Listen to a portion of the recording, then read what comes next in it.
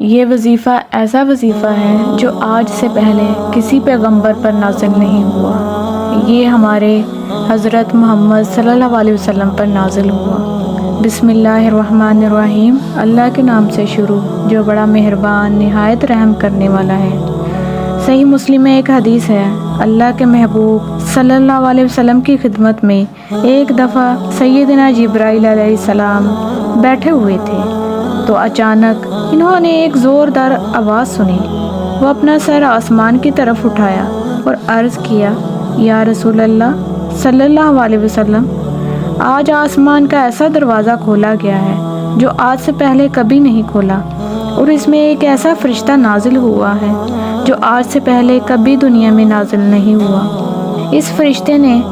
اللہ کے محبوب صلی اللہ علیہ وسلم کی خدمت میں سلام عرض کیا،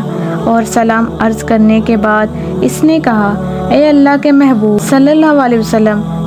آپ کو اللہ تعالیٰ کی طرف سے 2 نوروں کی بشارت دیتا ہوں جو آج سے پہلے کسی پیغمبر کو عطا نہیں ہوئی۔ نمبر 1، فاتحۃ الکتاب یعنی سورۃ فاتحہ، اور نمبر 2، خواتینوں سورۃ بقرہ کی آخری آیات۔ اب یہ عربی کا جو ورڈ استعمال ہوا ہے خواتین، وہ عربی میں جمع کم از کم 3 سے شروع ہوتی ہے۔ یہ واحد حدیث ہے جس میں سورۃ بقرہ کی آخری 3 آیات کا ذکر آیا ہے، اور حدیث ہے صحیح بخاری اور صحیح مسلم دونوں میں حدیث موجود ہے، اور صبح و شام کے اذکار میں بھی شامل ہے۔ اللہ کے محبوب حضور صلی اللہ علیہ وسلم نے فرمایا، جو شخص بھی رات کو سورۃ بقرہ کی آخری 2 آیات پڑھ لے گا تو اسے ہر چیز سے کفایت کر دے گی، ہر چیز سے کفایت کر جائیں گی، یعنی کسی قسم کا اور وظیفہ جو کسی بھی وہ کام کے لیے کرتا ہے، شیاطین کو بھگانے کے لیے، جنات کو بھگانے کے لیے، مصیبت اور پریشانی کو دور کرنے کے لیے، تکالیف کے ازالے کے لیے، ہر چیز سے یہ کفایت کرے گا۔ یہ ایک وظیفہ سورۃ بقرہ کی آخری 2 آیات ہے، اور جو میں نے اس سے پہلے حدیث بیان کی تھی صحیح مسلم کی، جس میں ایک فرشتے نے آ کے آپ صلی اللہ علیہ وسلم کو 2 نوروں کی بشارت دی، سورۃ فاتحہ اور سورۃ بقرہ کی آخری 3 آیات۔ جو شخص سورۃ فاتحہ یا سورۃ بقرہ کی آخری 3 آیات پڑھے گا تو اللہ تعالیٰ سے جو کچھ مانگ رہا ہے وہ اس میں اللہ تعالیٰ عطا فرمائے گا۔ وہ تو بڑی بہترین دعائیں ہیں، چاہے سورۃ فاتحہ ہو یا سورۃ بقرہ کی آخری 3 آیات۔ دعائیں بھی ہیں، تجدید ایمان بھی، ہر حوالے سے اہم ترین آیات ہیں۔ ایک اور حدیث ہے جامعہ ترمذی میں اور المستدرک حاکم میں بھی صحیح سند کے ساتھ، نبی کریم صلی اللہ علیہ وسلم نے فرمایا، اللہ نے مخلوقات کی پیدائش سے پہلے 2000 سال پہلے اپنے پاس ایک کتاب لکھی تھی، لوح محفوظ۔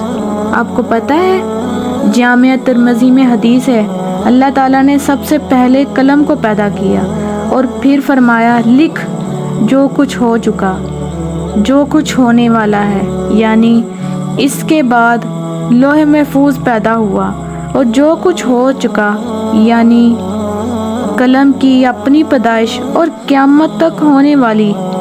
جو تقدیر سے ریلیٹڈ چیزیں تھیں، ایک ایک ڈیٹیل اللہ تعالیٰ نے لوح محفوظ میں وہ قلم سے لکھوا دی، جو اللہ تعالیٰ کے پاس ہارڈ ڈسک ہے پڑی، جس میں ہر چیز اللہ تعالیٰ نے ریکارڈ کی ہے۔ مخلوقات کی پیدائش سے 1000 سال پہلے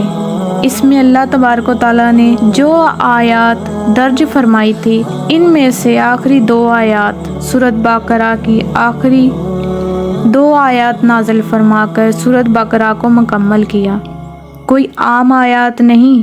ایک اور حدیث ہے سنن نسائی الکبریٰ کے اندر، فضائل قرآن والا جو چیپٹر ہے، امام نسائی کی 2 کتابیں ہیں، بیسیکلی تو ان کی ایک ہی کتاب ہے سنن نسائی الکبریٰ۔ ویسے ایک اور حدیث ہے سنن نسائی الکبریٰ کے اندر، فضائل قرآن والا جو چیپٹر ہے، صبح و شام کے اذکار کا چیپٹر ہے سنن نسائی الکبریٰ میں، یہ حدیث موجود ہے۔ اللہ کے محبوب صلی اللہ علیہ وسلم فرماتے ہیں،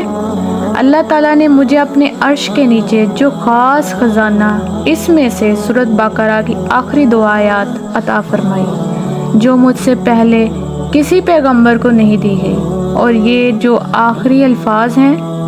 نہ کہ مجھ سے پہلے کسی پیغمبر کو نہیں دی گئی،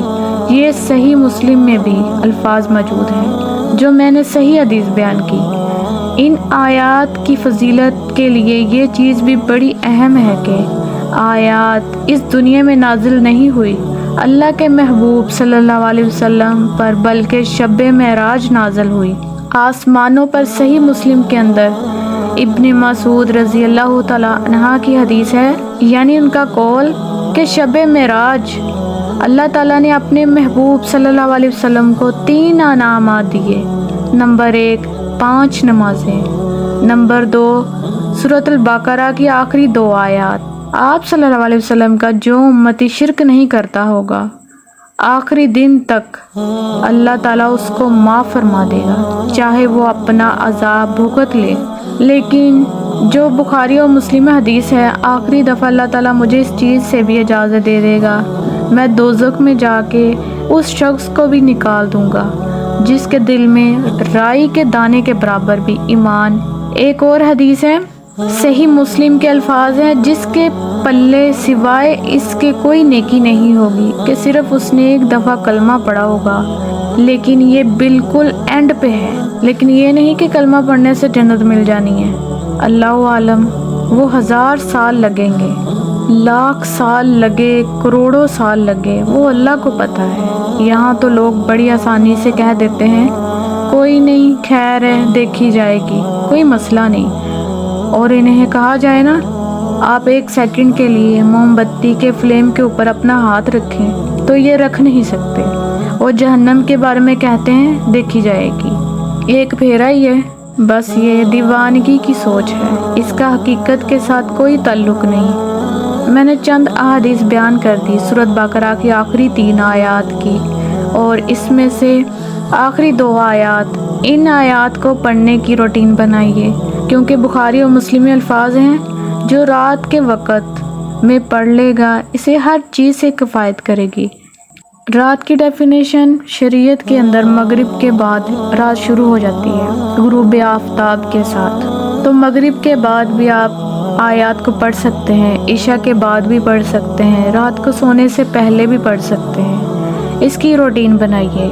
اور اس سے کبھی اسکپ نہ کریں، کوئی مشکل وظیفہ نہیں ہے، سارے وظائف کے اوپر بھاری ہے یہ وظیفہ، اور کچھ عرصہ اپنی روٹین بنائیں گے تو آپ کو یہ خود بخود زبانی یاد ہو جائیں گی، آپ کو کوئی اس کے لیے محنت نہیں کرنی پڑے گی۔ آخری 3 آیات کا وظیفہ بنا لیں۔ ویسے عموماً پبلک کے اندر تو جتنی بھی احادیث مشہور ہیں وہ آخری 2 آیات سے ریلیٹڈ ہیں، لیکن آج جو میں نے آپ کو صحیح مسلم کی ایک حدیث بتائی ہے نا، اس میں چونکہ خواتین کا لفظ ہے تو آخری 3 آیات اسی لیے ہیں۔ آپ دیکھیں گے قرآن حکیم کے اندر سورۃ بقرہ کا جو آخری رکوع ہے نا، انہی 3 آیات پہ مشتمل ہے۔ تو اپنی روٹین بنائیں، اگر کوئی شخص 2 پڑھتا تھا تو اس کی روٹین بنائیے اور 3 پڑھے۔ اللہ پاک ہماری تمام پریشانیاں کو دور فرمائے اور ہمیں اپنے پسندیدہ لوگوں میں شامل فرمائے، اور ہمیں اس پر عمل کرنے کی توفیق عطا فرمائے، اور ہمارا ایمان پر خاتمہ کرے۔ آمین ثم آمین۔ جزاک اللہ خیرا۔